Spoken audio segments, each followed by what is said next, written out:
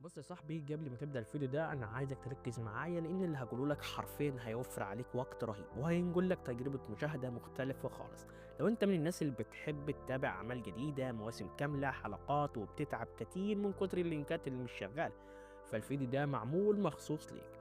النهارده أعرفك على منصة ذكية اسمها شاهد بوكس. مش بس تطبيق عادي، لا ده مكتبة كاملة مجمعة ومتجددة كل يوم، بتسهل عليك الوصول للمحتوى اللي بتحبه بشكل بسيط وسريع ومن غير دوشة. بص يا باشا، هو مش منصة عرض ولا موقع مشاهدة، لكن شاهد بوكس هو أداة تنظيم ذكية بتجمع لك المحتوى المنتشر على الإنترنت في مكان واحد. يعني بدل ما تقعد تدور يمين وشمال على المواسم الجديدة أو الحلقات أو العرض الترويجي، التطبيق ده بيجمع لك كل اللي ده في واجهة واحدة بسيطة وسهلة.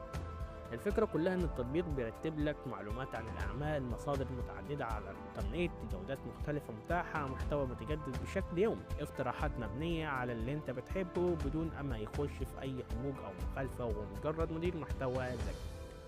التطبيق في الآخر بيسهل عليك الوصول، لكن مش بيعرض ولا بيوزع أي حاجة محمية، وده اللي بيخليه قانوني وآمن بدون أي مشاكل.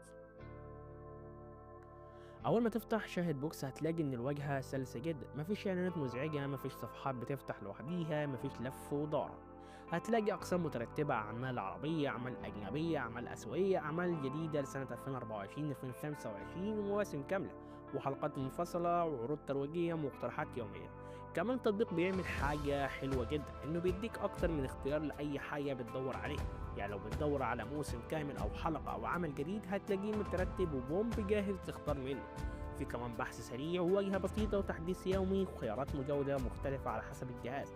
دعم فني لو واجهتك أي مشكلة، قوائم تشغيل جاهزة وموثقة. يعني باختصار التطبيق معمول علشان يشيل منك صداع إنك تفضل تلف وتدور.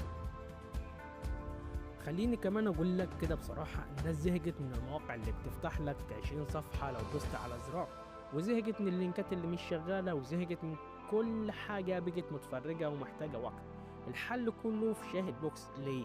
لأنه بيجمع كل حاجة في مكان واحد، بيديك بدائل وبيسهل عليك الوصول وبيوفر وقتك وبيوفر لك تجربة مترتبة من غير ما تضطر تروح ل10 مواقع مختلفة.